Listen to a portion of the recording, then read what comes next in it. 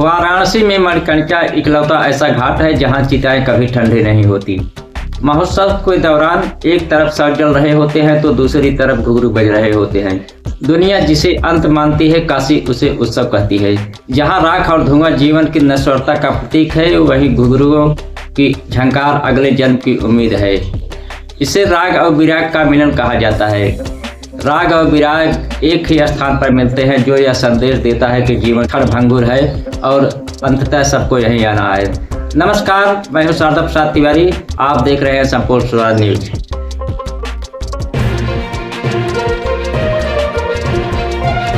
यह कहानी है वाराणसी के मणिकर्णिका घाट की, जहां हर साल चैत्र नवरात्रि की सप्तमी को एक ऐसी रीत निभाई जाती है जिसे देखकर दुनिया हैरान रह जाती है। यहाँ नर वधुएं जलती चिताओं के बीच नाचती हैं, मनोरंजन के लिए नहीं बल्कि मोक्ष के लिए। इस परंपरा की जड़ें 16वीं शताब्दी में छिपी हैं। आमेर के राजा मान सिंह ने जब मणिकर्णिका स्थित बाबा महाश्मशान नाथ मंदिर का जीर्णोद्धार कराया तो वे चाहते थे कि यहाँ एक भव्य सांस्कृतिक संगीत सभा हो। उस दौर के चोटी के कलाकारों को न्योता दिया गया, लेकिन श्मशान की भयावहता और जलते शवों के बीच नृत्य करने से सबने इनकार कर दिया। तब काशी की नगर वधुओं ने आगे आकर कहा, अगर दुनिया के लिए यह श्मशान डरावना है तो हमारे लिए यह बाबा का दरबार है। उन्होंने बिना किसी डर के वहां अपनी कला का प्रदर्शन किया और तब से यह अटूट परंपरा बन गई है। मणिकर्णिका घाट पर जीवन के दो छोर एक साथ मिलते हैं। इसे राग और विराग का मिलन कहा जाता है। एक ओर सौदाग की प्रक्रिया चलती रहती है, परिजन शोक में होते हैं, दूसरी ओर मंच पर थिरकते कदम और बजते वाद्य यंत्र होते हैं। यह दृश्य संदेश देता है कि शिव के लिए जीवन और मृत्यु में कोई अंतर नहीं है। वे महाकाल भी है और नटराज भी।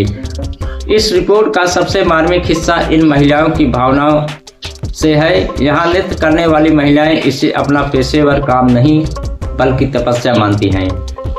वे नाचते हुए बाबा भोलेनाथ से गुहार लगाती हैं, हे महादेव, इस जन्म में जो कलंक वेश्यावृत्ति क्या हमारे माथे पर लगा है, उसे इसी चिता की भस्म के साथ मिटा देना।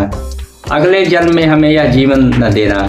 वे मानती हैं कि यहाँ नाचने से उनके पाप धुल जाते हैं और उन्हें समाज की मुख्य धारा में भले ही जगह न मिले, महादेव के चरणों में जगह मिल ही जाती है। यह आयोजन महाश्मशान नाथ सेवा समिति द्वारा आयोजित 3 दिवसीय श्रृंगार महोत्सव का हिस्सा है। पहले दिन उत्सव के दौरान बाबा भोलेनाथ का श्रृंगार चिता की ताजी भस्म और गुलाब के फूलों से होता है।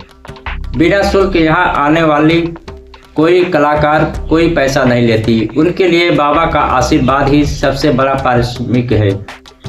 मणिकर्णिका की ये रातें बताती हैं कि भक्ति की कोई सीमा नहीं होती और भगवान के लिए कोई अछूत नहीं है।